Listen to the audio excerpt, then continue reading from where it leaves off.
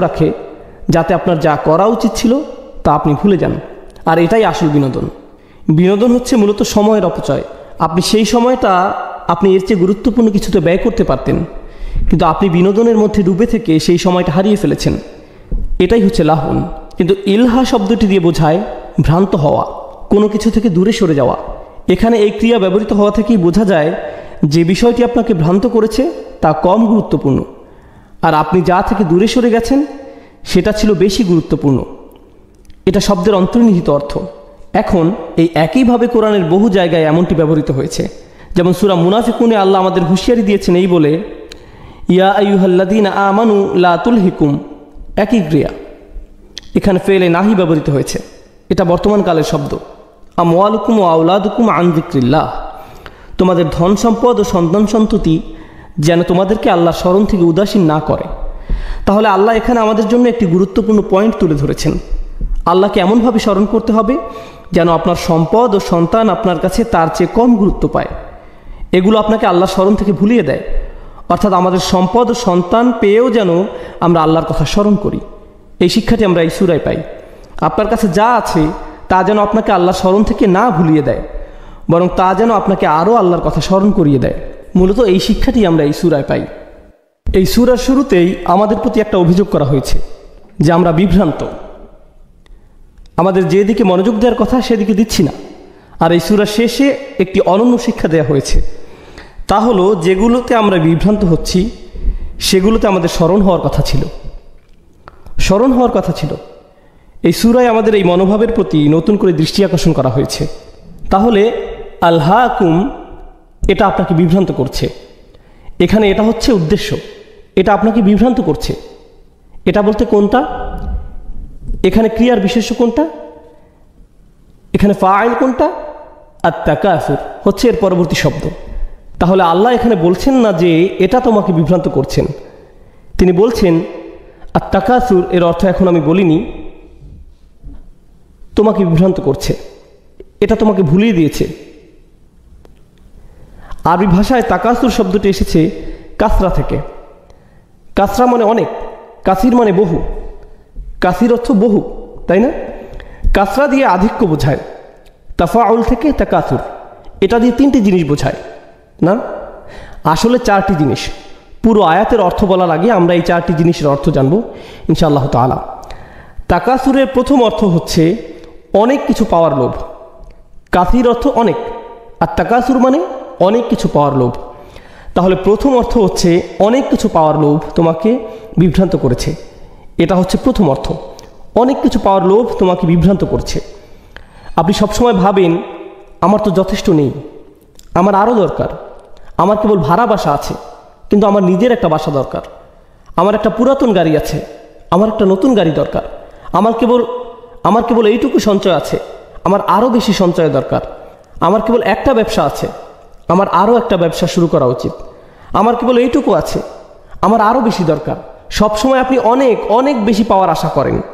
আপনার মন সবসময় এইসব আকাঙ্ক্ষায় ব্যস্ত থাকে, আর আপনি গুরুত্বপূর্ণ কিছুর ভাবনা থেকে উদাসীন হয়ে পড়েন। এটা হচ্ছে প্রথম অর্থ। তাকাসুরের দ্বিতীয় অর্থ হচ্ছে অনেক পাওয়ার জন্য প্রতিযোগিতা করা। প্রথম অর্থ ছিল নিজের জন্য অনেক বেশি চাওয়া। দ্বিতীয় অর্থ হচ্ছে অনেক পাওয়ার জন্য অন্যদের সাথে প্রতিযোগিতা করা। সে কিভাবে আমার চেয়ে বেশি পেল, আমার চেয়ে তার বেশি কিভাবে? ভাই, সে আমার চেয়ে ভালো চাকরি করে, আমার ওকে ধরা উচিত, আমার ওকে হারাতে হবে। আপনার অফিসে আপনার চেয়ারে বসে আছেন, আপনার পাশে যে বসে আছে তার চেয়ারটা আপনার চেয়ারের চেয়ে উন্নত। আপনি দেখে ভাবলেন তার চেয়ারটা কিভাবে আমার চেয়ে সুন্দর, সে কিভাবে এটা পেল।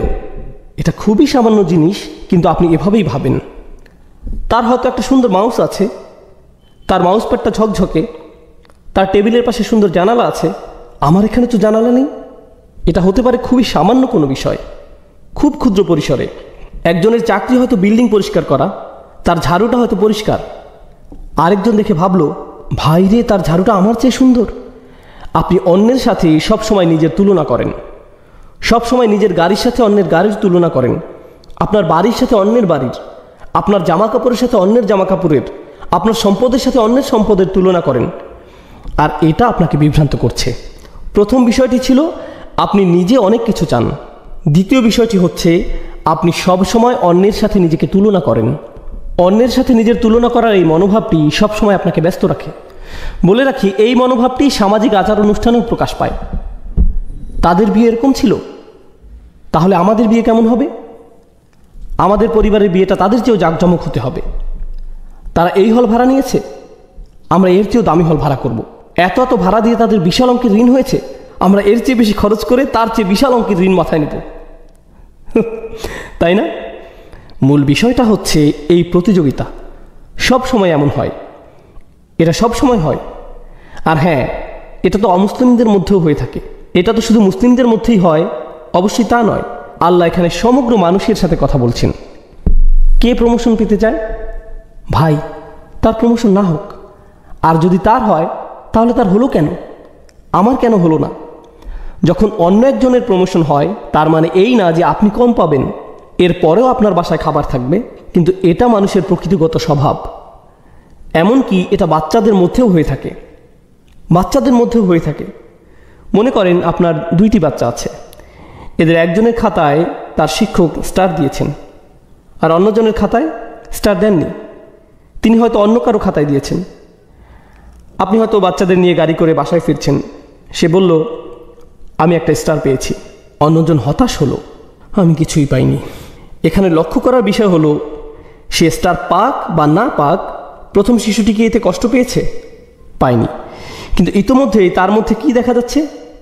প্রতিযোগিতার মনোভাব। তার যা আছে আমারও তা চাই, সে যা পায় আমি যেন তাই পাই। এটা একটা স্বাভাবিক প্রবৃত্তি।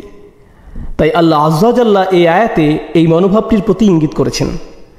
তাহলে প্রথমটি ছিল বেশি চাওয়া, দ্বিতীয়টি হচ্ছে বেশি চাওয়ার ক্ষেত্রে প্রতিযোগিতা করা। এটা হচ্ছে দ্বিতীয় অর্থ। আসুন এবার তৃতীয় অর্থটি জানি। তৃতীয় অর্থটি হলো বেশি পাওয়ার কারণে অহংকার করা, আত-তাফাখুর মা আত-তাকাসুর। আপনার অনেক থাকার কারণে গর্ব করা। অর্থাৎ যখন কেউ আপনার কাছে আসে, সে হয়তো কোনো কিছু নিয়ে কথা বলছে, আপনি হুট করে বলে বসলেন, ও হ্যাঁ, আমি তো ওখান থেকে গ্রাজুয়েশন করেছি। ওহো, বলে রাখি, এই গাড়িটা আমি মাত্র 2 মাস আগে কিনেছি, খুব ভালো দামে পেয়েছি, মাত্র 37 লাখ, ইত্যাদি ইত্যাদি। সে কি আপনাকে জিজ্ঞেস করেছে আপনার গাড়ি আছে কিনা? সে তো জিজ্ঞেস করেনি, কিন্তু কোনো কারণ ছাড়াই আপনার তাকে বলতে ইচ্ছে হয়েছে। কারণ তাকাসুর থেকে আমরা বুঝতে পারছি এটা কেবল এমন নয় যে শুধু আপনার থাকলেই হবে, বরং আপনি অন্যদেরকে এটা বলতে স্বাচ্ছন্দ্য বোধ করেন। আপনি অন্যদের জানাতে চান যে আপনি খুব ভালো চাকরি করছেন, আপনার এটা আছে, ওটা আছে। তাহলে 3টি বিষয় হলো, তাই না? এবার আসুন চতুর্থ বিষয়ে। আরবিতে বাবে তাফাউলের 2টি বিষয় রয়েছে। এতে আছে মুফাআলা, যার অর্থ মানুষ একে অপরের সাথে প্রতিযোগিতা করছে। আমরা এটা জেনেছি। তাকাসুরের চতুর্থ বিষয়টি হচ্ছে এমন কিছু যা ভাগ করে নেওয়া যায়। তাআওন, শুধু প্রতিযোগিতা নয়, বরং একে অপরের সহযোগিতা। চতুর্থ বিষয়টি থেকে বোঝা যায় আপনাদের সবারই এটা আছে। আমাদের সবারই বেশি পাওয়ার আকাঙ্ক্ষা আছে। এমন নয় যে একজনের নেই অপরজনের আছে, আমাদের প্রত্যেকেরই বেশি পাওয়ার আকাঙ্ক্ষা আছে। আমাদের প্রত্যেকেরই এটা আছে। আর অনেক অনেক বেশি পাওয়ার আকাঙ্ক্ষাই, একে অপরের সাথে প্রতিযোগিতা করার ইচ্ছাই আমাদের সবাইকে এক করেছে। বলে রাখি, এটা এমন একটি সার্বজনীন বিষয় যা বিভিন্ন ধর্মের, ভিন্ন বর্ণের, ভিন্ন জাতির, ভিন্ন বয়সের মানুষকে এক করেছে। আমরা অনেকভাবে আলাদা হতে পারি, তাই না? কিন্তু আমাদের সবার মধ্যে কোন জিনিসটি সার্বজনীন? আমরা বেশি চাই। আমাদের যা আছে আমরা তার চেয়েও বেশি চাই। আমাদের যা আছে তাই নিয়ে আমরা সুখী নই। আর আল্লাহ বলেন, এই মনোভাব, এই চিন্তা প্রক্রিয়া আপনাকে বিভ্রান্ত করেছে, আপনাকে ভুলিয়ে দিয়েছে। কিন্তু আরবিতে যখন ইলহা শব্দটি ব্যবহৃত হয়, তখন এই প্রশ্নটি চলে আসে যে কিসের থেকে ভুলিয়ে দিয়েছে? আচ্ছা, বুঝলাম আমাকে ভুলিয়ে দিয়েছে। আপনি যখন আমাকে ভুলিয়ে দিয়েছে বলেন, স্বাভাবিকভাবে একটা প্রশ্ন চলে আসে, কিসের থেকে ভুলিয়ে দিয়েছে? আমি কাজের কথা ভুলে গিয়েছি, আমি স্কুলের কথা ভুলে গিয়েছি, আমি কিসের কথা ভুলে গিয়েছি? এটি জানতে হলে আরবিতে একটি আন যোগ করতে হয়। আমি আপনাদের যে আয়াতটি বলেছি, লা তুলহিকুম আমওয়ালুকুম ওয়ালা আওলাদুকুম, এরপর আল্লাহ যোগ করলেন আন যিকরিল্লাহ। আপনার সম্পদ ও সন্তান যেন আপনাকে ভুলিয়ে দিতে না পারে। কিসের থেকে? আল্লাহ স্মরণ থেকে। এখানে কিছু একটা থেকে বলা হয়েছে, এখানে বাড়তি তথ্য যোগ করা হয়েছে। এই তথ্যটি দিয়ে আপনাদের উত্তর দেওয়া হয়েছে। এখন এই সূরায় আল্লাহ আযজা জাল্লা আন শাইইন বলেননি, তিনি কি বলেছেন? আমাদের ভোলার ব্যাপারে তিনি কি বলছেন? এখানে তিনি উন্মুক্ত রেখেছেন। উন্মুক্ত রাখার মাহাত্ম্য হচ্ছে এটা ইতলাকে পরিণত হয়েছে, এটা শর্তহীন হয়েছে। আপনি নিজে খুঁজে বের করুন। আল্লাহ চান যেন আমরা নিজে খুঁজে বের করি আমরা কি থেকে ভুলে আছি।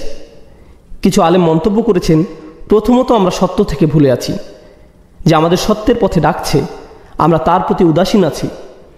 সে আপনাকে গুরুত্বপূর্ণ কিছুর প্রতি ডাকছে, ভাই আমি কাজে ব্যস্ত আছি। কেউ আপনার কাছে এসে বলল, ভাই চলো আমরা কোরআন থেকে কিছু শিখি, চলো আমরা নবী সাল্লাল্লাহু আলাইহি সাল্লামের সুন্নাহ থেকে কিছু শিখি। ভাই আমি এখন ব্যস্ত। আর আল্লাহ তাআলা বলছেন, আপনার এই ব্যস্ততা আসলে কেবল উদাসীনতা, আর এটাই আপনাকে সত্য থেকে দূরে রেখেছে। এটা আপনাকে সত্য থেকে দূরে রেখেছে। এটা একটা মন্তব্য। সত্যের প্রতি উদাসীন থাকা। তাফসিরে আমরা আলেমদের আরেকটি মন্তব্য পাই, সেটা হলো নিজেকে ভালোভাবে দেখা থেকে দূরে থাকা, মুহাসাবা। এটা আপনাকে নিজেকে দেখা থেকে ভুলিয়ে দিয়েছে। আমি আমার জীবনে কি করছি, আমি কিসের পিছনে ছুটছি। আর হ্যাঁ, আপনি যখন কোনো কিছুর পেছনে ছোটেন আর তা পেয়ে যান, আপনার সেগুলো বিরক্ত লাগা শুরু হয়, তখন আপনি অন্য কিছুর পেছনে ছোটেন, তারপর সেটাও আপনার বিরক্ত লাগে, এরপর আপনি অন্য কিছু খোঁজেন। আমাদের সবারই এমন হয়। আপনি যদি একটি বাড়ি কিনতে চান আর আপনি বাড়ি কিনে ফেলেন, তখন কি হয়? কিছুদিন পরে অন্য একজনের বাড়ি দেখতে আপনার বাড়ির চেয়ে সুন্দর মনে হয়, তাই না?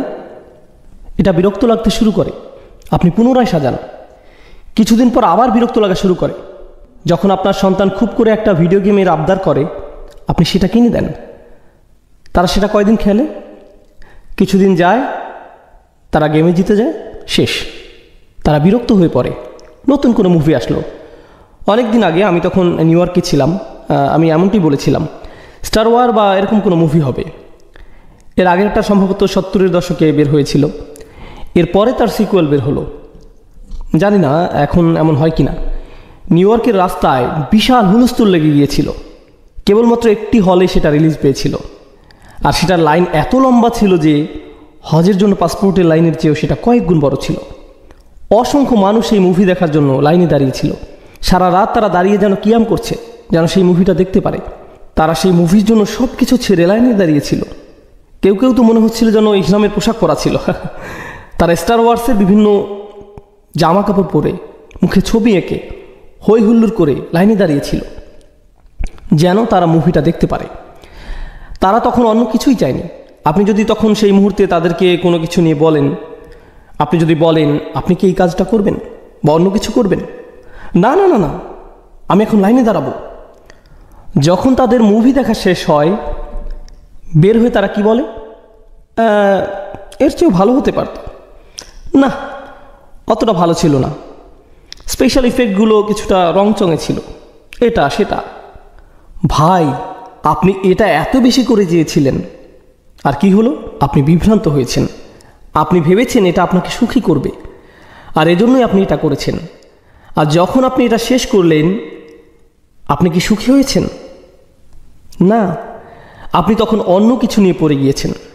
ভাই এখন আমাকে তৃতীয়টির জন্য অপেক্ষা করতে হবে।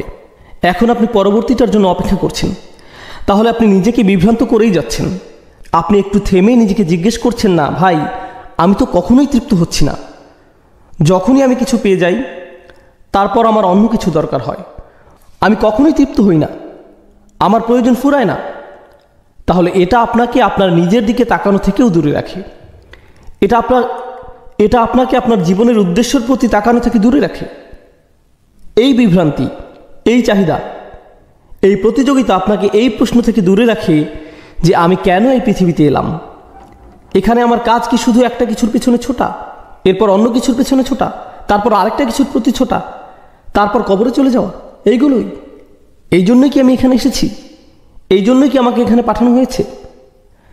কারণ পশু পাখিরা এসব করে। তারা খায়, তারপর তারা আবার ক্ষুধার্ত হয়ে পড়ে, তাই তারা আবার খায়, এরপর আবার ক্ষুধার্ত হয়ে পড়ে। এরপর একটা পশুর সাথে আমার পার্থক্য কি?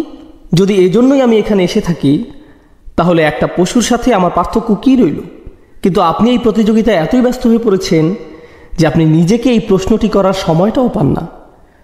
যদি আপনি ভেবেও থাকেন, তা কেবল একটা ভাসমান চিন্তা, এমন কিছু নয় যা নিয়ে আপনি সত্যিই চিন্তিত হয়ে পড়বেন। আমরা আলেমদের আরও কিছু মন্তব্য দেখি, এটা আপনাকে এই সংবাদ থেকে দূরে রাখে, অর্থাৎ কোরআন থেকে দূরে রাখে। কোরআনের মাধ্যমে আপনার চোখ খুলে যাওয়ার কথা ছিল, এর মাধ্যমে আপনি আপনার জীবনের উদ্দেশ্য খুঁজে পাওয়ার কথা ছিল, এর মাধ্যমে আপনি নিজের অন্তরের সমস্ত খুঁটিনাটি আপনি পর্যবেক্ষণ করবেন, এটাই হওয়ার কথা ছিল। এটা আপনার নিজেকে নিজের সামনে পেশ করার কথা ছিল। কিন্তু এই কোরআনের জন্য আপনার সময় নেই, কারণ আপনি তাকাসুরে খুব ব্যস্ত। এটা আপনাকে বিভ্রান্ত করেছে। তবে সবচেয়ে অসাধারণ মন্তব্যটি বলতে গেলে গত সূরাটি কী ছিল আপনাদের মনে আছে? সূরা করিয়া, আল করিয়া, জোরে করা নাড়া শব্দ শুরুতে আর শেষে হাবিয়া। আল্লাহ বলেন আলহাকুমুত তাকাসুর। এটা এত বড় বিভ্রান্তি যে এমনকি এটা আপনাকে আল করিয়া থেকেও দূরে রাখে। পুরো পৃথিবী একদিন কেঁপে উঠবে, এমন সত্য থেকে এটা আপনাকে দূরে রাখে। জাহান্নামের আগুন আমাদের সামনে চলে আসবে। কিছু মানুষের পাল্লা ভারী হবে, কিছু মানুষের পাল্লা হালকা হবে। যে পরম সত্য সম্পর্কে আপনি জেনেছেন, আপনি মুখস্থ করেছেন, যা আপনি তিলাওয়াত করেন। আমাদের অনেকেই সূরাটি তিলাওয়াত করেন, কারণ সূরাটি বেশ ছোট আর আমাদের সময় কম, তাই আমরা এই সূরাটি পড়ি। যদিও আমরা এটা পড়ি, তবুও আমরা এই বাস্তবতা থেকে দূরে সরে আছি। এটা কিভাবে সম্ভব? আলহাকুমুত তাকাসুর, সুবহানাল্লাহ। সূরার শুরুতেই আল্লাহ এমন ঘোষণা দিয়েছেন। এখন আসুন এই আয়াত সম্পর্কে আলেমদের আরও কিছু মন্তব্য দেখি। প্রথমে আমরা এই সূরার সাথে সূরা আদিয়াতের সম্পর্ক আলোচনা করব।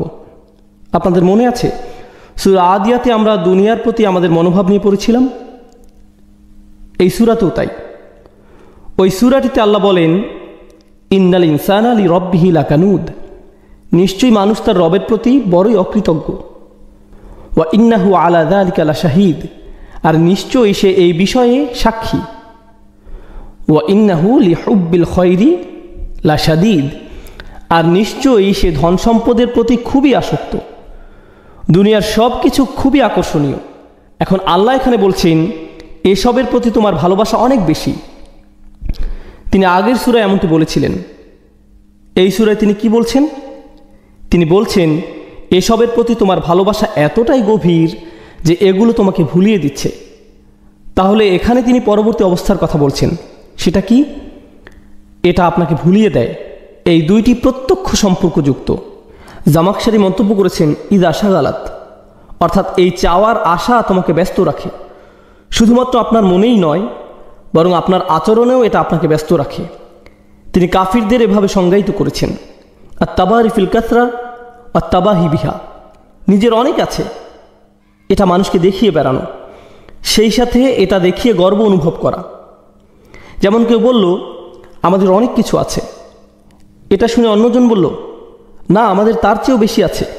এভাবে কার বেশি আছে আর কার কম আছে এর হিসাব করতে করতে আপনার জীবন অতিবাহিত। সুবহানাল্লাহ।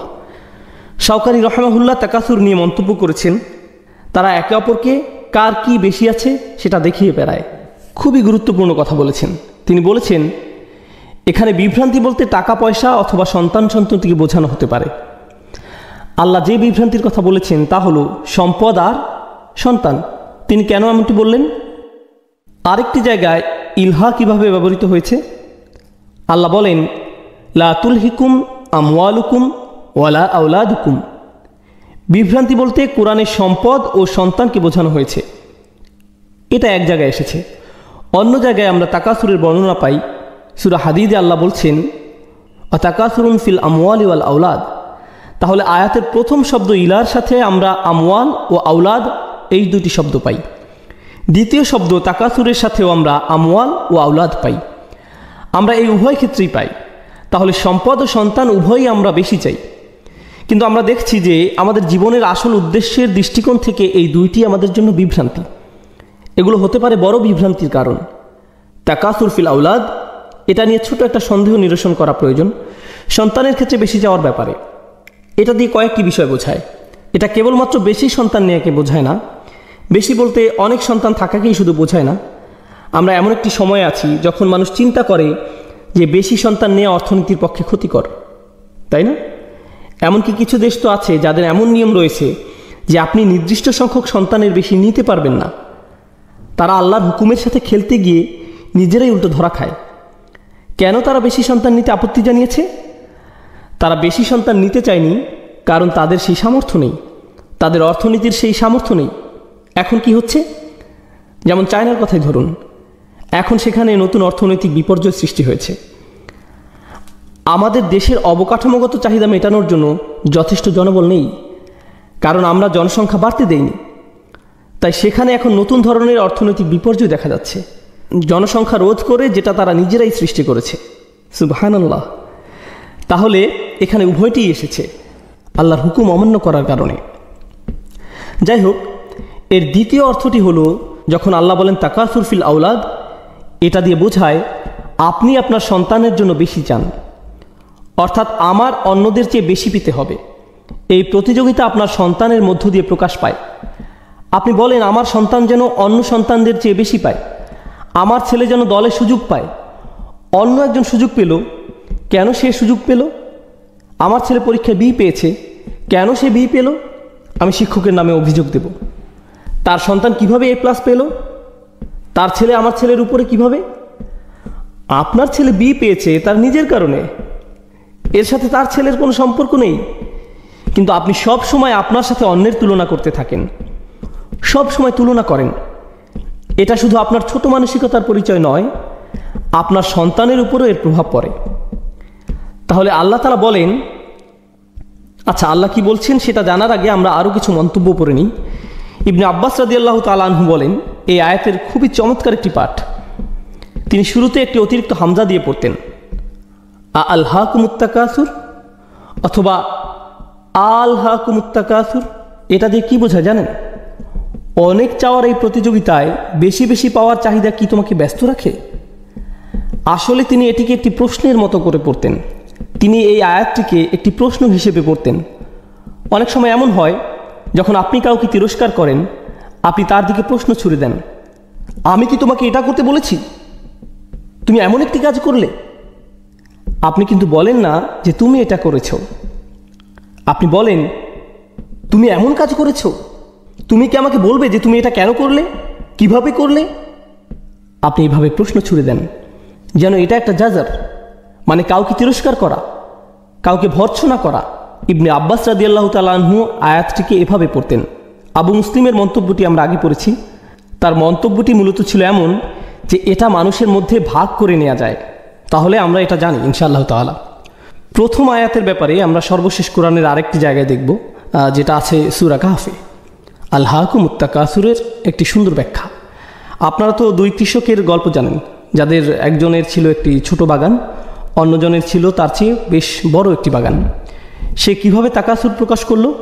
সে গরিব কৃষককে বলল, ধনী কৃষক গরিব কৃষককে বলল, আনা আকসারু মিনকা মালান ও আযু নাফারা। সম্পদের দিক থেকে আমি তোমার চেয়ে বড়, জনবলের দিক থেকেও আমি তোমার উপরে। আমার অনেকগুলো সন্তান আছে যারা আমার ব্যবসা দেখছে, তোমার দেখার মতো কেউ নেই, তুমি একা। সে বলল, নাহনু আকসার। অপরজন বলল, নাহনু আকসার।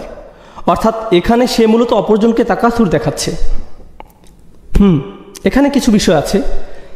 আমি যদিও আপনাদের বলেছি যে এটাই শেষ মন্তব্য, তবু এই মন্তব্যটি পড়া উচিত, এটা গুরুত্বপূর্ণ ইনশাআল্লাহ। এখানে বলা হচ্ছে যে আল্লাহ বলছেন এটা তোমাকে বিভ্রান্ত করছে, কিন্তু তিনি এটা বলেননি যে কি তোমাকে বিভ্রান্ত করছে। এটা শাওকানি রাহমাহুল্লাহর মন্তব্য। তিনি বলছেন অলাম ইয়াকুল আনকাদা। তিনি এখানে বলেননি যে মানুষ কিসে বিভ্রান্ত হয়, বাল আতলাকাহ, বরং তিনি এটাকে শর্তহীন করেছেন। কারণ এটাকে শর্তহীন করায় তাচ্ছিল্য, তিরস্কার বা সমালোচনার জন্য এটা আরও অলঙ্কারপূর্ণ হয়েছে। তিনি বলেন একে উন্মুক্ত করার কারণে কিসে কিসে মানুষ বিভ্রান্ত হয় তার দরজা আপনার জন্য উন্মুক্ত রইল। আমরা একটু আগে জীবনের উদ্দেশ্য খোঁজা, নিজেই নিজেকে দেখা, এসব নিয়ে আলোচনা করেছি। এসবের প্রতি আপনি উদাসীন থাকেন, তাই এই সব দরজাই এখন আপনার সামনে খোলা, এবং একে উন্মুক্ত রাখার কারণে এটা সার্বজনীন হয়ে গিয়েছে। অর্থাৎ এখানে কেবল একটি বিভ্রান্তি নিয়ে কথা বলা হচ্ছে না, বরং অনেক কিছুতেই আপনার মনোযোগী হওয়া উচিত। এগুলোর কারণে আপনি কোনো কিছুতেই মনোযোগ দেন না, এটা হচ্ছে আরেকটি সুবিধা। এখানে বাগ্মিতার রীতি মানা হয়েছে। এটা হচ্ছে আরবি অলঙ্কার শাস্ত্রের একটি পাঠ। যখন কোনো কিছু উল্লেখ করা থাকে না, এর মাহাত্ম্য রয়েছে। এর অর্থ হচ্ছে এই তাকাসুর আপনাকে সব কিছু থেকে ব্যস্ত রাখছে। যা নিয়ে আপনার ব্যস্ত থাকার কথা ছিল।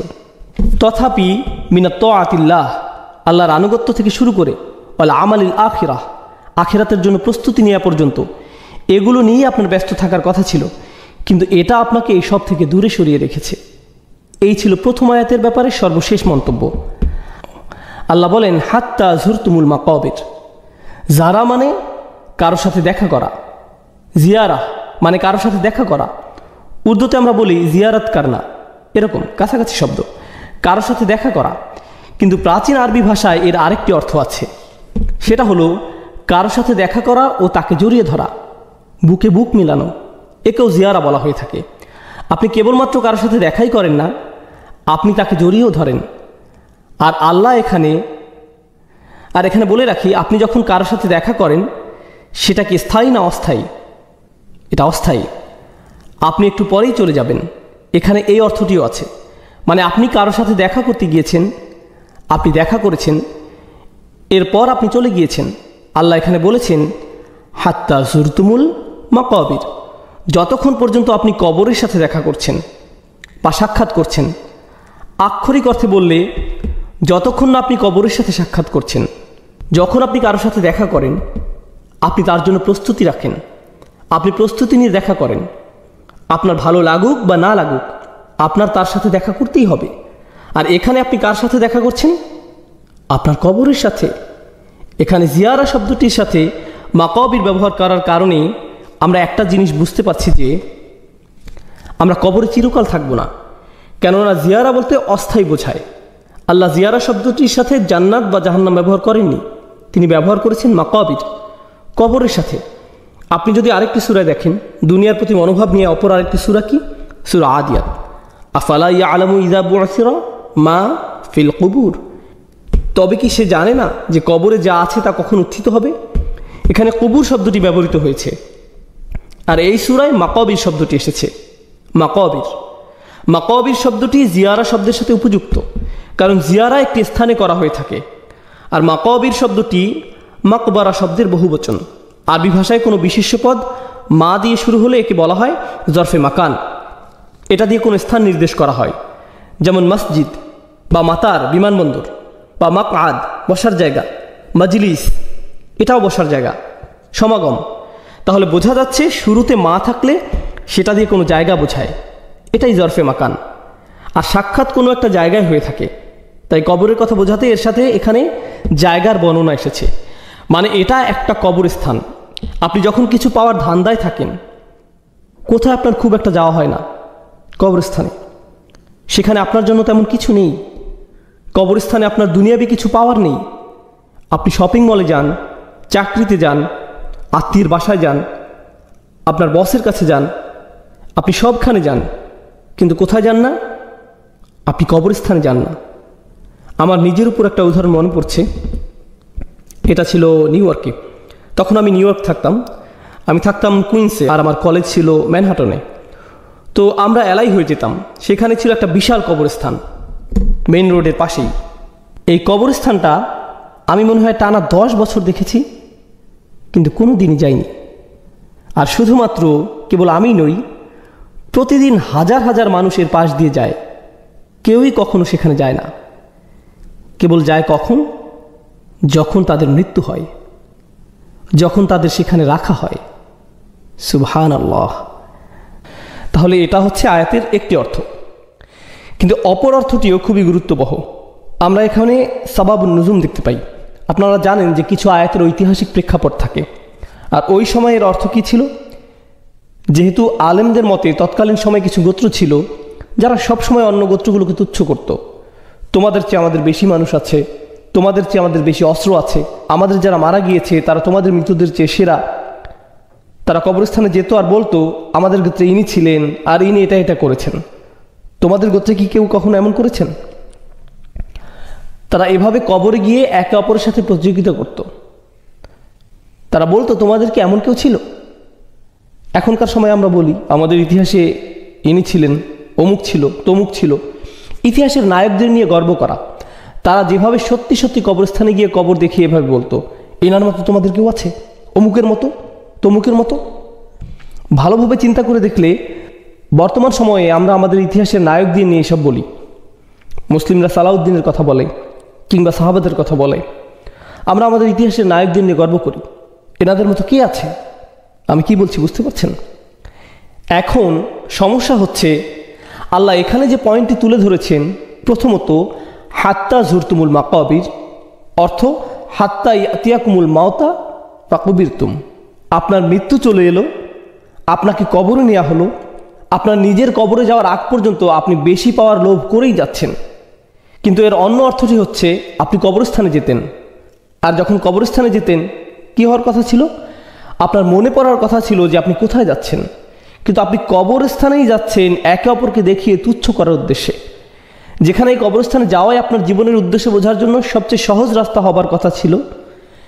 আপনি যদি খুব বেশি ধার্মিক না হন, আপনি যদি খুব বেশি আখিরাত নিয়ে না ভাবেন, আপনি যদি বছরের পর বছর নামাজ না পড়েন, যদি কারো দাফনে যান, হয়তো আপনি এর আগে কখনো যাননি, জানাজার পর সব আনুষ্ঠানিকতা শেষে আপনি দাফন করতে গেলেন, আপনি যদি কেবল সেখানে যান, এটা আপনাকে একটা ধার্মিক অভিজ্ঞতা দেবে। শুধু কবরস্থানে হেঁটে কবরের নাম পরিচয়গুলো পড়লেই অমুক মানুষ এত বছরে মারা গেছে, আরেকজন 20 বছরে মারা গেছে, আরেকজন হয়তো 6 মাসে মারা গেছে, আরেকজন দেখলেন 83 বছরে মারা গেছে, আরেকজন 31 বছরে মারা গেছে। নিজের বয়সে একজনকে পেলেন, একজন মহিলা, আরেকজন পুরুষ, আরেকজন মহিলা। আপনি এগুলো পড়ছেন আর কার কথা ভাবছেন? আপনার নিজের কথা। এটা আপনার চোখ খুলে দিবে। আপনার নিজের চোখ খোলার জন্য কবরস্থান অনেক ভালো জায়গা, নিজের দিকে তাকানোর জন্য এটা উপযুক্ত জায়গা। আর আমরা এমন মানুষ যে আমরা সেই কবরস্থানকেই কিনা তাকাসুরে পরিণত করেছি। আমরা এখানে থেকেও শিক্ষা নিতে পারি না, আমরা অন্ধ হয়ে পড়েছি। এজন্য এখানে অতীতকাল এসেছে। আল্লাহ এটা তোমাকে অন্ধ করেছে, এটা তোমাকে অন্ধ করবে তা নয়, এটা ইতোমধ্যেই তোমাকে অন্ধ করেছে। অন্যভাবে বললে তোমাদের নিয়ে কোনো আশা নেই। যদি এখানে বলা হতো এটা তোমাদের অন্ধ করবে, সেখানে কিছুটা আশা ছিল। এটা হতেও পারে, নাও হতে পারে। হয়তো আমি পরিবর্তিত হব, কারণ আমার সেই যোগ্যতা আছে। কিন্তু যেহেতু ইতিমধ্যেই তা হয়ে গেছে, সুতরাং এখন আর কোনো আশা নেই। সুবহানাল্লাহ। এখন এখানে অনেক মুফাসসির মন্তব্য করেছেন, কিন্তু আমরা এখানে শাওকানির মন্তব্যটি পড়ব ইনশাআল্লাহ।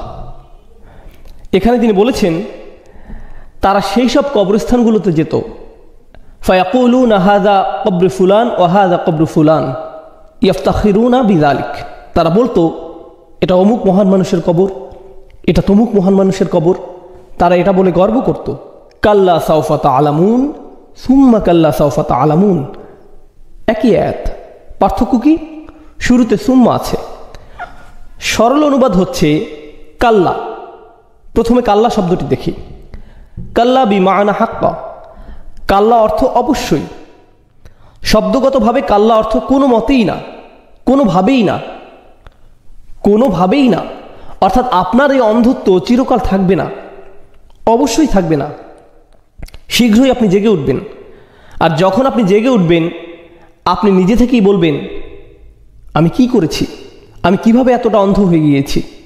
আপনি দেখবেন কিছু মানুষ আছে যারা দুনিয়ার মোহে এতটাই অন্ধ, আপনি যদি তাদের ঘুম ভাঙানোর চেষ্টা করেন, আপনি যদি তাদের জীবনের অর্থ বলার চেষ্টা করেন, তারা এটা শুনতেই আগ্রহী না।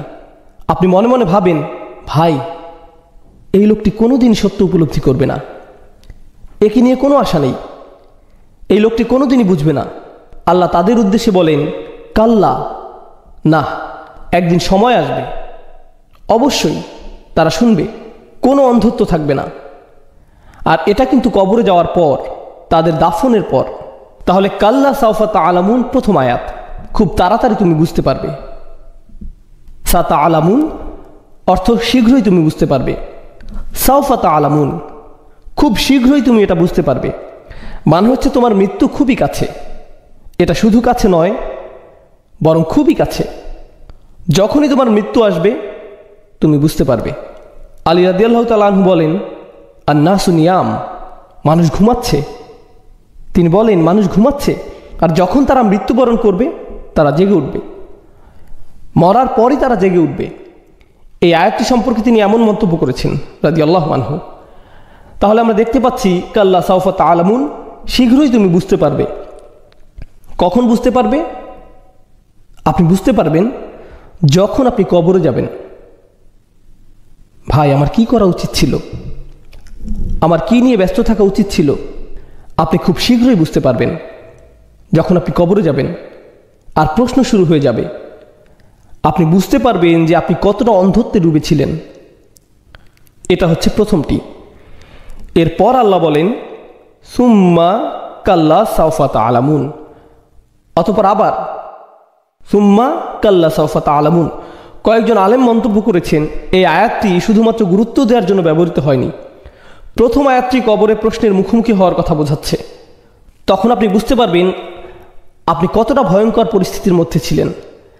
আর দ্বিতীয়বার শীঘ্রই তুমি বুঝতে পারবে দিয়ে বোঝাচ্ছে যখন আপনি কবর থেকে বের হবেন, বিচারের দিন শুরু হবে আর আপনার সব ভালো আমল ধ্বংস হয়ে যাবে, আপনি আসল বাস্তবতা দেখতে পাবেন। তখন আপনি সত্যি সত্যি বুঝতে পারবেন আপনি কতটা মোহগ্রস্ত ছিলেন। পুরো আমলনামা আপনার সামনে থাকবে। দ্বিতীয়বারের আমলনামা প্রথমবারের চেয়ে আরও ব্যাপক আকারে থাকবে। কবরে আপনাকে প্রশ্ন করা হবে, কিন্তু সেখানে সব কিছু থাকবে না। যখন আপনি বিচারের দিনে উপস্থিত হবেন, আপনাকে কিভাবে জিজ্ঞেস করা হবে? সম্পূর্ণভাবে। যেহেতু দ্বিতীয়বারের জিজ্ঞাসা প্রথমবারের চেয়ে ভয়াবহ হবে, এই জন্যই দ্বিতীয় আয়াতে সুম্মা শব্দটি সেই ভয়াবহতা বোঝাচ্ছে। সুম্মা দিয়ে কয়েকটি জিনিস বোঝায়। এটা তাহকিম যোগ করে, এটা তাহউইল যোগ করে, এটা দিয়ে গুরুত্ব বোঝায়, এটা দিয়ে ভয়াবহতা বোঝায়, এটা দিয়ে বাক্যের সম্পূর্ণতাও বোঝায়।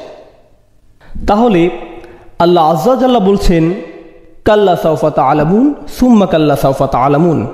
আল জামাখশারি খুবই চমৎকার একটা মন্তব্য করেছেন। তিনি বলেছেন, ইনজার আল ইয়াখাফু ফায়ালতাবিহু মিন গফলাতিহিম। এটা আল্লাহর পক্ষ থেকে একটা নিয়ামত, এটা একটা সতর্কবার্তা, যাতে তারা তাদের অন্ধত্ব ও মোহ কাটিয়ে উঠতে পারে। আর এই পুনরাবৃত্তির মাহাত্ম্য হচ্ছে এখানে পুনরায় বলার কারণে আরও জোর দেয়া হয়েছে। আমি বলে দিচ্ছি, আমি তোমাকে বলে দিচ্ছি। এভাবে দুইবার বললে কেমন শোনায়? যে শুনবে সে পুরোপুরি সতর্ক হয়ে যাবে। ধরুন আপনার বাচ্চারা পার্কিংয়ে খেলছে, আপনি সত্যিই চান যে তারা খেলা বন্ধ করুক। থামো থামো থামো। আপনি একবার বলেন না, কয়েকবার বলেন, কয়েকবার বলেন। কথার গুরুত্ব বোঝাতে আপনি কি করেন? আপনি বারবার বলেন। তুমি বুঝতে পারবে, তুমি বুঝতে পারবে। কাল্লা সাউফা তা'লামুন সুম্মা কাল্লা সাউফা তা'লামুন। আল্লাহ যেভাবে আমাদের সতর্ক করেছেন তা এই পুনরাবৃত্তির মাধ্যমে ফুটে উঠেছে। আল আউয়ালু আসাদ আরবিতে এভাবে ব্যবহৃত হয়ে থাকে, যেমন আকুলুলাক সুম্মা আকুলুলাক। আমি বলে দিচ্ছি, ভাই আমি তোমাকে বলে দিচ্ছি। দ্বিতীয়বার বলতে হয়। আপনি এভাবে দুইবার বলেন। বিষয়টি হচ্ছে এভাবে দুইবার না বললে এর তেমন প্রভাব পড়বে না, তারা এটাকে স্বাভাবিকভাবে নিবে। সুতরাং আপনাকে এমন শক্তভাবে বলতে হবে। আমাদের সমস্যা হচ্ছে কোরআন আমাদের কাছে কেবলই একটা বই, আমরা এটা পড়ছি, কিন্তু কাফেরদের সামনে যখন কোরআন পাঠ করা হতো তখন এটা বই আকারে পড়া হতো না। এটা কিভাবে উপস্থাপিত হতো? কথার মতো করে। আর যখন আপনি কিছু বলেন, আপনার শ্রোতা এর আবেগ অনুভূতি বুঝতে পারে, কিন্তু লেখার মধ্য দিয়ে এটা ততটা সহজ নয়, কিন্তু কথাই সম্ভব। এজন্যই এখন যদি আপনি কোরআন পড়েন, আপনি হয়তো সেভাবে প্রভাবিত হবেন না, কিন্তু যখন আপনি নামাজে এটা শুনবেন, বলুন তো কী হবে? আপনার হৃদয়ের মধ্যে এটার প্রভাব থাকবে। কারণ কোনো কিছু শুনলে এর একটা প্রভাব আছে, কিছু শুনলে এর প্রভাব হৃদয় থেকে হৃদয়ে পৌঁছে যায়। কেউ যদি আপনাকে ইমেইলে কোনো উপদেশ দেয়, আপনি ততটা গুরুত্ব দেন না। কেউ যদি আপনাকে ফোন করে কিছু বলে, আপনি যথেষ্ট গুরুত্ব দেন, কারণ যখন আপনি তার কথা শুনেন এটা আপনার হৃদয়ে পৌঁছে যায়। তাই কোরআনে আমরা দেখি যে সাহাবারা বলেননি করানা ওয়া আতা'না, আমরা পড়লাম আর আমরা মানলাম। তারা কি বলেছেন? সামি'না ওয়া আতা'না, আমরা শুনলাম এবং আমরা মানলাম। লেখা পড়তে হয় আর কথা শুনতে হয়। আর এটা এতটাই শক্তিশালী যে মানুষ যখন শোনে তখন তা করতে বাধ্য হয়। আমাদের দারসুল কোরআনের মাহাত্ম্য হলো, আমরা জানি কোরআনের উপর লেকচার হয়, জ্ঞানী ও যোগ্য আলেমরা এটা পরিচালনা করেন ইনশাআল্লাহ। এর একটি মাহাত্ম্য হচ্ছে এটা কোরআনেরই একটি সুন্নাহকে পুনরুজ্জীবিত করে। কোরআন প্রাথমিকভাবে পড়ার জন্য আসেনি, কোরআন প্রথমত শোনার জন্য এসেছে। নবীজি সাল্লাল্লাহু আলাইহি সাল্লাম মানুষদের সামনে এটা তিলাওয়াত করতেন যেন তারা এটা শুনতে পারে। ইয়াতলু আলাইহিম আয়াতিহি। আর যখন এটা পড়া হয় তখন এর শক্তি ও আবেগের আবেদন কিছুটা কমে যায়। যখন এটা শোনা হয় না। কাল্লা লাউ তা'লামুনা ইলমাল ইয়াকিন, কখনো নয় তোমরা যদি নিশ্চিত জ্ঞানে জানতে। লাউ হচ্ছে কালিমাতুল হাসর, এটা এমন একটি শব্দ যা দিয়ে বোঝায়, একে বলা হয় আফসোস। আল্লাহ আযজা ওয়া জাল্লা এখানে তাদের পক্ষ থেকে আফসোস করছেন, যদি তোমরা নিশ্চিতভাবে জানতে, যদি তোমাদের সত্যিই জ্ঞান থাকতো। কেমন জ্ঞান? তিনি বলছেন ইলমাল ইয়াকিন, যদি তোমাদের সুনিশ্চিত জ্ঞান থাকতো যা অবশ্যই ঘটবে, তা যদি তোমরা জানতে। এটাই ইলমাল ইয়াকিন। এর কিছু পরে আমরা আরেকটি জিনিস দেখব, সেটা হলো আইনাল ইয়াকিন, তাই না? সুম্মা লাতারাউন্নাহা আইনাল ইয়াকিন। তাহলে এখানে দুইটি বিষয়, একটি হচ্ছে সুনিশ্চিত জ্ঞান, অপরটি হলো সুনিশ্চিত চোখ। এগুলো বর্ণনাত্মক বাক্য, আমরা এগুলো নিয়ে পরে আলোচনা করব ইনশাআল্লাহ তাআলা। এরপর আমরা দেখি যে কোরআনে তৃতীয় আরেকটি বিষয় উল্লেখ করা হয়েছে যা দুইবার এসেছে। আল্লাহ আযজা ওয়া জাল্লা হাক্কুল ইয়াকিন শব্দটি ব্যবহার করেছেন, ওয়া ইন্নাহু লা হাক্কুল ইয়াকিন। তাহলে প্রথমে হচ্ছে ইলমাল ইয়াকিন, আইনাল ইয়াকিন এবং হাক্কুল ইয়াকিন, তিনটি বিষয়। এই আয়াত বোঝার আগে আমাদের এই তিনটি বিষয় বুঝে নিতে হবে। তাহলে আসুন এগুলো বুঝে নিই ইনশাআল্লাহ তাআলা। প্রথমে আসুন ইয়াকিন শব্দটি দেখি। এই তিনটির মধ্যে এই শব্দটি কমন আছে, এর মধ্যে দুইটি এই সূরাতেই রয়েছে। কোন দুইটি? ইলমাল ইয়াকিন, আইনাল ইয়াকিন। আর তৃতীয় বিষয়টি এই সূরায় আসেনি। এটা কোথায় এসেছে? হাক্কুল ইয়াকিন। তাহলে প্রথমে আসুন আমরা এর অর্থ জেনে নিই। ইমাম রাগিব বলেন, ইয়াকিন হচ্ছে এমন জ্ঞান যা কোনো কিছু সম্পর্কে জানা বা কোনো কিছু সম্পর্কে ভাষা জ্ঞান রাখার ঊর্ধ্বে। এটা হচ্ছে জ্ঞানের উঁচু স্তর। এটা হচ্ছে প্রথম অর্থ। এটা কোনো কিছু নিয়ে অল্প জানা নয়, এটা ইয়াকিন। আমি এই ইয়াকিন শব্দের অনুবাদ করতে চাই এভাবে, এটা হচ্ছে দৃঢ় প্রত্যয় বা অটুট প্রত্যয়। আপনি কোনো কিছুতে পুরোপুরিভাবে সম্পূর্ণরূপে সম্মত হয়েছেন, তখন আপনি ইয়াকিন শব্দটি ব্যবহার করবেন। এটা ঈমানের চেয়েও শক্তিশালী শব্দ। কিভাবে এটা ঈমানের চেয়েও শক্তিশালী শব্দ সেটা আমরা পরবর্তীতে দেখব। এরপর আমরা পাই আবু হিলাল আল আসকারি ইয়াকিন শব্দটি সম্পর্কে মন্তব্য করেছেন। তিনি বলেছেন, ইয়াকিন হচ্ছে সেই জিনিস যাতে আপনি এতটাই সম্মত যে অন্তর থেকে আপনি এটা নিয়ে খুশি, আপনি মন থেকে এটা নিয়ে সন্তুষ্ট।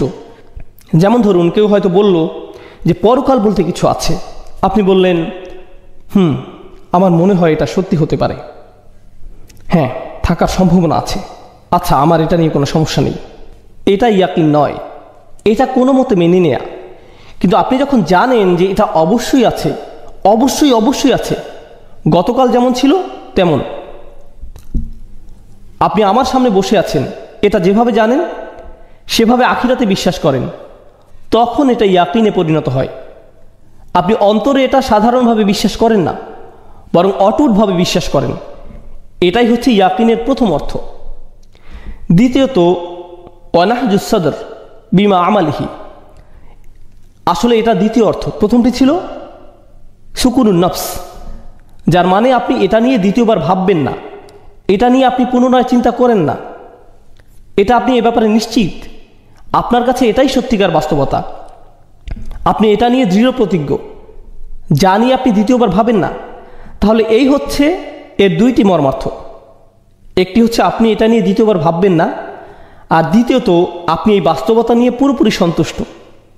এখন কোরআনে ইয়াকিন শব্দটি কিভাবে ব্যবহৃত হয়েছে? আমরা পাই ইয়াকিন শব্দটি মৃত্যু বোঝাতে ব্যবহৃত হয়েছে। হাত্তা আতান আল ইয়াকিন ওয়াবুদ রব্বাকা হাত্তা ইয়াতিয়াকাল ইয়াকিন। ইয়াকিন শব্দটি মৃত্যু বর্ণনা এসেছে। কেন? এমনকি কাফেরও কিসে বিশ্বাস করে? মৃত্যুতে। আপনি আখিরাতে অবিশ্বাস করতে পারেন, আপনি কবরের প্রশ্নগুলোকে অবিশ্বাস করতে পারেন, আপনি জান্নাত জাহান্নামকে অবিশ্বাস করতে পারেন, ঠিক আছে। কোন সুস্থ স্বাভাবিক মানুষ মৃত্যুর প্রতি অবিশ্বাস করতে পারে না। এটাই হচ্ছে সুনিশ্চিত বিশ্বাস। যে কোনো আলোচনার শুরুই এটা, যে কারো জন্যই। কোন জিনিসটি সবাই সুনিশ্চিত বলে বিশ্বাস করে? ভবিষ্যতের কোন জিনিসটি আমরা নিশ্চিত বলে জানি? মৃত্যু, একেবারে সুনিশ্চিত। তাহলে এটা সবার জন্যই এতটা নিশ্চিত একটি বিষয় যে আল্লাহ এখানে ইয়াকিন শব্দটি ব্যবহার করেছেন। এখন আমরা কোরআনে পাই যে যখন আপনি এটা বিশ্বাস করবেন, এটাকে আপনি নিশ্চিত বলে জানবেন, কিন্তু আপনি একে অন্তরে ধারণ করতে চান না। আমরা এমনটি কোরআনেও দেখতে পাই।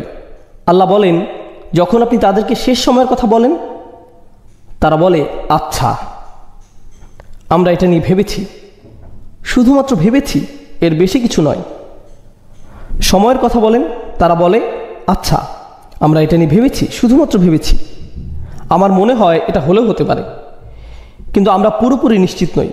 ওমা নাহনু বিমুস্তাইকিনিন, আমরা এ বিষয়ে দৃঢ় বিশ্বাসী নই। শুনে এটাকে বেশ চমৎকার মনে হচ্ছে ভাই, তোমাদের মুসলিমদের ধর্মবিশ্বাস খুবই চমৎকার মনে হচ্ছে, এভাবেই তারা বলে। কিন্তু তারা এটাকে ইস্তিকান করে না, তারা একে অন্তরে ধারণ করে না। তাহলে যার ইয়াকিন নেই সে এমন বেদনাদায়ক মন্তব্য করে। তাহলে এখন আসুন আমরা ইলম আল ইয়াকিন, আইন আল ইয়াকিন আর হাক্কুল ইয়াকিন এই সম্পর্কে জানি। আমি আপনাদের উদাহরণ দিয়ে বোঝাবো। আপনি হয়তো গাড়ি চালাচ্ছেন, হঠাৎ আপনি কিছু ধোঁয়া দেখলেন। আপনি কোনো আগুন দেখতে পাননি, আপনি শুধুমাত্র ধোঁয়া দেখেছেন। আপনি সেই ধোঁয়া দেখেই বুঝে গেছেন যে আশেপাশে কোথাও কি আছে, আগুন আছে। কিন্তু আপনি কি আগুন দেখছেন? না। আপনি আপনার জ্ঞানের মাধ্যমে বুঝতে পারছেন যে যেহেতু এখানে ধোঁয়া দেখা যাচ্ছে, নিশ্চয়ই আশেপাশে কোনো আগুন থেকে এটা আসছে। আপনি আপনার নিজের চোখে দেখেননি, নিজের জ্ঞান থেকে আপনি এটা বুঝতে পারছেন। এটাই হলো ইলম আল ইয়াকিন, এমন সুনিশ্চিত বিশ্বাস যা আপনার নিজের জ্ঞান থেকে আহরিত।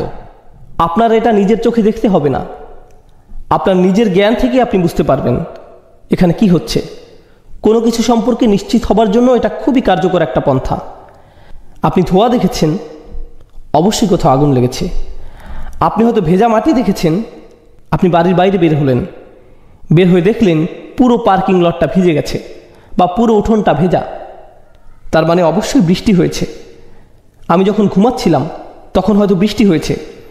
আপনি কিছু দেখে বোঝার চেষ্টা করেছেন। আপনি কি নিজের চোখে বৃষ্টি দেখেছেন? না। কিন্তু এটা কেমন ইয়াকিন, কেমন বিশ্বাস? ইলম আল ইয়াকিন। আপনি যদি আরও কাছে যান, নিজের চোখে আগুন দেখেন, আপনি ধোঁয়া দেখেছেন, এখন নিজের চোখে আপনি আগুনও দেখছেন। এখন এটা কেমন ধরনের ইয়াকিন? আইন আল ইয়াকিন। আপনি এটা নিজের চোখে দেখেছেন। এই বিশ্বাসটি আপনার জ্ঞানলব্ধ নয়, বরং এটা আপনি নিজের চোখে দেখেছেন। তখন আপনি আরও কাছে গেলেন, আরও উপলব্ধি করলেন সম্ভবত এখানে কোনো চালবাজি আছে। আরও কাছে গিয়ে আপনি আগুন স্পর্শ করলেন, আর আপনি আগুন অনুভব করলেন, আগুনের উত্তাপ অনুভব করলেন। আপনি যখন আগুনের কাছে গেলেন, আপনি আগুনের তাপ অনুভব করলেন। যখন আপনি অনুভব করলেন, সেটা কি জানেন? সেটাই হচ্ছে হাক্কুল ইয়াকিন। 3টি ধাপ।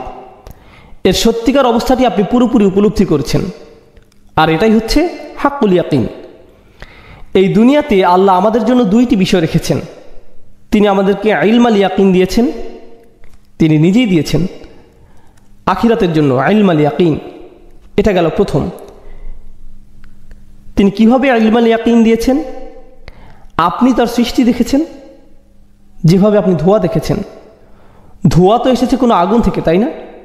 আপনি সৃষ্টি দেখেছেন, এগুলো দেখে কি প্রশ্ন জাগে এসব কোথা থেকে এসেছে? কোথা থেকে এসেছে? এসব কার প্রতি নির্দেশ করে?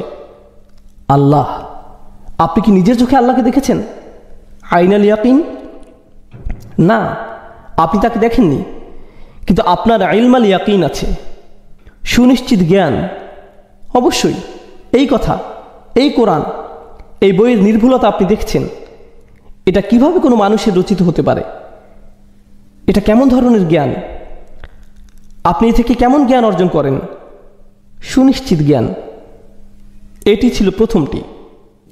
এরপর আল্লাহ আযজা ওয়া জাল্লা বলেন, কাল্লা লাউ তা'লামুন ইলম আল ইয়াকিন। যদি তোমাদের নিশ্চিত জ্ঞান থাকতো, তোমাদের যদি ওহির জ্ঞান থাকতো, তাহলে তোমরা নিশ্চিত হতে যে আখিরাত অবশ্যই আছে। তোমরা নিশ্চিত হতে যে তোমাদের একজন স্রষ্টা আছে, যিনি তোমাদের জিজ্ঞাসা করবেন। তোমরা আল্লাহর নবীর ব্যাপারে নিশ্চিত হতে। এর জন্য তোমাদের শুধুমাত্র জ্ঞানের প্রয়োজন ছিল, যা আমি তোমাদেরকে দিয়েছি। আল্লাহ তাআলা কোরআনে বলেন, আর রহমান আল্লামা আল কুরআন, তিনি শিক্ষা দিয়েছেন কোরআন। আরেকটি বিষয় হচ্ছে, কোরআনের বর্ণনা দিতে গিয়ে আল্লাহ বলেন ইন্নাহু লাহাক্কুল ইয়াকিন। এবার তৃতীয় পয়েন্টটি দেখি, আগুনের তাপ অনুভব করা। এটাও কিন্তু দুনিয়াতে পাওয়া যায়। প্রথমে ইলম আল ইয়াকিন, এরপর আইন আল ইয়াকিন বাদ দিয়ে আমরা চলে গেলাম হাক্কুল ইয়াকিনে। আইন আল ইয়াকিনকে বাদ রাখছি কেন? আসলে ইসলামের ব্যাপারে পড়াশোনা করা এবং এতে বিশ্বাস করা একটি ব্যাপার, যেমন গবেষণা করা, বুঝতে পারছেন? কিন্তু এর বাইরে এমন কিছু উপলব্ধি আছে যা আপনার হৃদয়ে প্রবলভাবে আক্রান্ত করে এবং আপনি বুঝতে পারেন আল্লাহ এটাই সত্যি। এটাই হচ্ছে ইহসানের অবস্থা, যা আল্লাহ রসুল সাল্লাল্লাহু আলাইহি সাল্লাম হাদিস জিবরিলে বর্ণনা করেছেন। আন তা'বুদাল্লাহ কাআন্নাকা তারাহু ওয়া ইল্লাম ইয়াকুন তারাহু ফাইন্নাহু ইয়ারাক। তুমি এমনভাবে আল্লাহর ইবাদত করবে যেন তুমি তাকে দেখছো, আর তুমি যদি তাকে নাও দেখো, জেনে রাখবে তিনি তোমাকে অবশ্যই দেখছেন। এখানে দেখার কথা বলা হচ্ছে, কিন্তু এখানে কি সত্যিকার অর্থে দেখতে বলা হচ্ছে? না, বরং আপনাকে অন্তরে বিশ্বাস করতে হবে যে এটাই সত্য, যেন আপনি তাকে দেখতে পাচ্ছেন। এটাই হাক্কুল ইয়াকিন, পুরোপুরি নিশ্চিতভাবে। এটা কোরআনে বর্ণনা দিতে ব্যবহৃত হয়েছে। তাই আমরা যদি আইনুল ইয়াকিন অর্থাৎ বুদ্ধিবৃত্তিক জ্ঞান থেকে এমন হৃদয়ঙ্গম জ্ঞানের আলোচনায় যাই, তাহলে আমরা বুঝতে পারি এটা হচ্ছে আল্লাহর কিতাব সুবহানাহু ওয়া তাআলা। তিনি এভাবেই একে বর্ণনা করেছেন। যাই হোক, এই ছিল 3 ধরনের জ্ঞান, কিন্তু এগুলো কোথা থেকে শুরু হয়েছে? ইলম আল ইয়াকিন। ইলম আল ইয়াকিন। কাফেরদের সমস্যা ছিল তারা ইলম আল ইয়াকিন চায়নি, তারা কি চেয়েছিল? আইন আল ইয়াকিন। তুমি আমাদেরকে বলছো যে চাঁদ তারা একে অপরের দিকে ছুটে আসবে, তুমি বলছো সমুদ্র আগুনে পুড়ে যাবে, তুমি বলছো জান্নাত জাহান্নাম। আমি তো এসবের কিছুই দেখিনি, আমি যদি দেখি তাহলে আমি মেনে নেব। আপনারা শোনেননি, যা দেখি না তা বিশ্বাস করি না। এটা কেমন ধরনের ইয়াকিন? আইন আল ইয়াকিন। তারা এটাই চেয়েছিল, কিন্তু আল্লাহ বললেন না, আমি তোমাদেরকে কি দিয়েছি? ইলম আল ইয়াকিন। জীবজন্তু আইন আল ইয়াকিন দিয়ে বিশ্বাস করতে পারে, কিন্তু তুমি তো একজন মানুষ, তুমি ওদের চেয়ে উন্নত। তুমি কিসে সম্মত হবে? ইলম আল ইয়াকিন, জ্ঞান। জ্ঞানের মাধ্যমে তুমি আশ্বস্ত হবে। একটা ক্ষুদ্র জীবও আগুন দেখে পালায়, কিন্তু তুমি ওর চেয়ে উন্নত, তোমার এর চেয়ে উন্নত প্রমাণ থাকা উচিত। আর জ্ঞান হচ্ছে উন্নত প্রমাণ, উন্নত যুক্তি। সুবহানাল্লাহ, কি অসাধারণভাবে আল্লাহ এটা বর্ণনা করেছেন। আমরা সামনে আরও আগাবো ইনশাআল্লাহ তাআলা। এবার আমরা দেখব আল্লাহ আযজা ওয়া জাল্লা কীভাবে ইলম আল ইয়াকিনের বর্ণনা দিয়েছেন, আর এই ব্যাপারে আলেমগণ কি বলেছেন তাও জানব। আল ইয়াকিন হুনাল মাউত। কাতাদা বলেন এখানে ইয়াকিন দিয়ে মৃত্যুকে বোঝানো হয়েছে। আপনার আত্মা মৃত্যুর পরে কি আছে তা জানার জন্য উৎসুক হবে।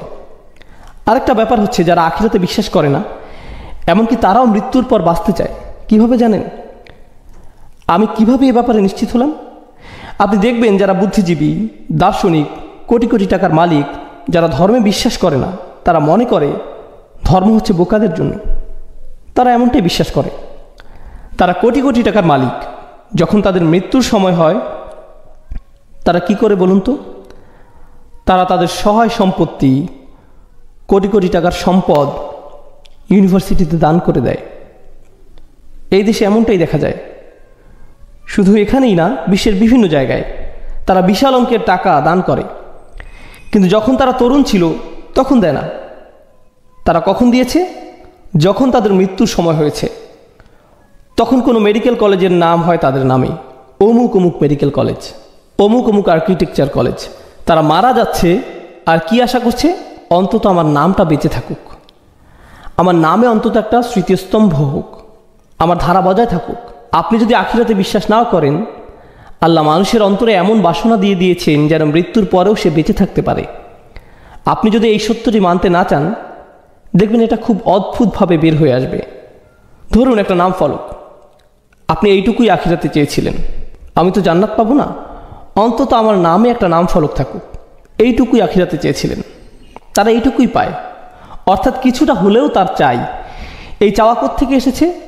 সব কিছু দান করা বা মৃত্যুর পরে সব বিলিয়ে দেয়া, এই সব চিন্তা কোথা থেকে আসে? মানুষ যেন আমার দানশীলতাকে মনে রাখে। আপনার কেন এটা দরকার? আপনি তো আখিরাতে বিশ্বাস করেন না, আপনি তো কোনো সাদকায় জারিয়া করছেন না। নিজের নাম জারি থাকাটাই আপনার একমাত্র চাওয়া। আপনার মৃত্যুর চেয়ে গুরুত্বপূর্ণ এটা। আপনার নিজের জীবনে যেন বড় একটা অর্থ থাকে। আল্লাহ মানুষদের মধ্যে এমন প্রত্যাশা দিয়ে দিয়েছেন, আর এর সমাধান হচ্ছে আখিরাতের প্রতি ঈমান আনা। এরপর তিনি বলেন, লা তারাউন্নাল জাহিম, অবশ্যই তুমি দেখবে আল জাহিম। জাহিম শব্দটি এসেছে জুহুম থেকে। একটা সিংহ যদি আপনাকে খেতে আসে, সে যেভাবে আপনার দিকে তাকায় সেটাই হলো জুহুম। সিংহ যেভাবে শিকারের দিকে ভয়ার্থ দৃষ্টিতে তাকায়, তা দেখে শিকার ভয় পেয়ে যায়। সে এমনকি দৌড়াতেও পারে না, সে ওই চোখে আটকে যায়। এরপর আল্লাহ মুখোমুখি হওয়ার কথা বলছেন, লা তারাউন্না, অবশ্যই তুমি দেখবে। তুমি জ্বলন্ত অগ্নি দেখবে যা সরাসরি তোমার দিকে তাকিয়ে আছে। তিনি এই দুইটিকে এভাবে একসাথে বর্ণনা করেছেন। তবে এই আয়াতের কিছু পারিভাষিক বিষয় নিয়ে আলোচনা করা প্রয়োজন, যেটা হয়তো সামনে আমরা নাও পেতে পারি। আয়াতের শুরুতে যে লা রয়েছে, যাকে বলা হয় লাম তাকিদ, আরবি ভাষাশাস্ত্রে একে বলা হয় জাওয়াব আল কাসম, কোন শপথের জবাব দেয়া। যেমন আমি আল্লাহর নামে শপথ করে বলছি, লা তারাউন্নাল জাহিম।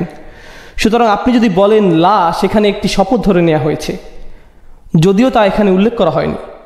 কিন্তু যেহেতু এখানে লা আছে, তাই বোঝা যাচ্ছে এখানে শপথ করা হয়েছে। এটা হতে পারে আল্লাহি, এটা হতে পারে ওয়াল কারিয়াত, এটা অন্য কিছু হতে পারে, কিন্তু এখানে শপথ করা হয়েছে। শপথ করা হয়েছে এর প্রমাণ হচ্ছে এর শুরুতে লাম আছে, আর শব্দের শেষে দুইবার নুন আসার অর্থ হচ্ছে অবশ্যই। অবশ্যই, তাহলে এই আয়াতে তিনবার গুরুত্ব আরোপ করা হয়েছে। প্রথমে লাম, এরপর প্রথম নুন হচ্ছে দ্বিতীয়, আর শেষ নুন হচ্ছে তৃতীয়। লা তারাউন্না, লা তারাউন্না, তারাও, তারাউনা, সাতারাউনা, তুমি দেখবে। লা তারাউন্না, তুমি অবশ্যই অবশ্যই অবশ্যই দেখবে। আল জাহিম, তুমি একে সরাসরি প্রত্যক্ষ করবে। কিছু আলেম মন্তব্য করেছেন, এটা সমস্ত মানুষের উদ্দেশ্যে বলা হচ্ছে যে তারা প্রত্যক্ষ করবে, যেন তারা বুঝতে পারে তারা কি থেকে পরিত্রাণ পেল। সে নিজে যেন উপলব্ধি করতে পারে যে সে কিসের থেকে বেঁচে গেল। এজন্য অন্তত তারা এটা দেখতে পাবে। তাই কিছু আলেম এ বিষয়ে মন্তব্য করেছেন, লা তারাউন্না দিয়ে এটাই বোঝাচ্ছে, মানে তোমরা সবাই এটা দেখতে পাবে। অন্য আলেমগণ বলছেন না, কেননা এই সূরার শুরুতে এসেছে আলহাকুমুত তাকাসুর, তাই না? এই দুনিয়াবী জীবনের মোহ এবং অনেক পাওয়ার আশা তোমাকে পথভ্রষ্ট করেছে। বিশ্বাসীরা কি এভাবে পথভ্রষ্ট হয়? সে কি মোহে পড়ে? না। সুতরাং যেহেতু এখানে নিরাশার কথা বলা হয়েছে, যেহেতু এখানে কোনো আশা নেই, তাই এখানে কাফেরদের কথা বলা হচ্ছে, যারা অবশ্যই জাহান্নামের আগুনে নিক্ষিপ্ত হবে। লা তারাউন্নাল জাহিম। আর এরপর আপনি যখন এটা দেখবেন, সুম্মা লা তারাউন্নাহা আইনাল ইয়াকিন, তখন সেই সময় এখানে তারতিব আল ইখবার এসেছে, লাইসা তারতিব আল জামানিয়া, এটা আসেনি। সুম্মা শব্দটি শুধুমাত্র অতপর বোঝাতে ব্যবহৃত হয়নি, এখানে সুম্মা দিয়ে উপরন্তও বোঝায়। এখানে মূলত উপরন্ত হিসেবে ব্যবহৃত হয়েছে, এটাই তারতিব আল ইখবার। উপরন্ত আপনি যখন এটা দেখবেন, আপনি দেখবেন আপনার দৃঢ় বিশ্বাসের চোখে, আইন আল ইয়াকিন, অর্থাৎ আপনি বিশ্বাস করবেন কিসের ভিত্তিতে? জ্ঞানের ভিত্তিতে নাকি নিজের চোখে? নিজের চোখে। তখন আপনাকে এটা দেখার জ্ঞান দেয়া হবে। তবু কি এটা আপনার জন্য যথেষ্ট নয়? আচ্ছা, ঠিক আছে, আপনার কি ধরনের জ্ঞান দরকার? আপনি নিজেই এটা পরখ করতে চান, তাহলে নিজে দেখতে হলে আপনাকেও সেখানে প্রবেশ করতে হবে। যদি কেবল তখনই আপনি বিশ্বাস করতে চান, আপনাকে তা দেয়া হবে, কিন্তু ততক্ষণে অনেক দেরি হয়ে গিয়েছে। সুম্মা লা তারাউন্নাহা আইনাল ইয়াকিন, অবশ্যই তোমরা তা দেখবে দিব্য প্রত্যয়ে। এখানে সুম্মা শব্দটি পূর্বের আলোচনা থেকে আলাদাভাবে এসেছে। যাই হোক, আমরা শেষ আয়াতটি দেখি ইনশাআল্লাহ তাআলা। সুম্মা লা তুসআলুন্না ইয়াউমা ইযিন আনিন নাঈম, তারপর এটা হচ্ছে জামানি, আপনি এটা দেখবেন, আপনি পুরোপুরি সম্মত হবেন। এরপর আপনাকে জিজ্ঞেস করা হবে সেই দিন, ইয়াউমা ইদিন, সেই দিন আপনাকে পূর্ণাঙ্গভাবে প্রশ্ন করা হবে। তুসআলুন্না এর মাঝখানে একটি ওয়াও আছে। আপনাকে জিজ্ঞেস করা হবে। লাতুস আলুন্না আপনাকে জিজ্ঞেস করা হবে, অথবা লাতুস আলুন বলা যেত, তোমাকে অবশ্যই জিজ্ঞেস করা হবে। কিন্তু এখানে এসেছে সুম্মা লা তুস আলুন না, এখানে 4 বার গুরুত্বারোপ করা হয়েছে। আপনাকে অবশ্যই অবশ্যই অবশ্যই অবশ্যই জিজ্ঞেস করা হবে। আমি কয়বার অবশ্যই বললাম? 4 বার। 4 বার আল্লাহ এভাবেই বলছেন। এটা কোনো সাধারণ বক্তব্য নয়। কেউ সাধারণত এভাবে বলে না। আপনি তখনই এভাবে বলেন যখন আপনি সত্যিকার উপরে রেগে থাকেন। এখানে আল্লাহ তাআলার ক্রোধ প্রকাশ পাচ্ছে। তিনি কিন্তু জাহান্নামের কথাও বলেননি। আল্লাহ এমনটি বলেননি যে তুমি জাহান্নামে যাবে। তিনি বলেছেন তুমি দেখতে পাবে। তিনি বলেছেন তারা উন্নাহা, তুমি এটা দেখবে। সবচেয়ে ভয়ঙ্কর দিকটি কি? জাহান্নাম নয়। সবচেয়ে ভয়ঙ্কর দিকটি হচ্ছে তোমাকে জিজ্ঞেস করা হবে। এটাই সবচেয়ে ভয়ঙ্কর। আল্লাহ রসুল সাল্লাল্লাহু আলাইহি সাল্লাম বলেন, কিয়ামতের দিনে যাকে একেবারের জন্য কিয়ামতের দিন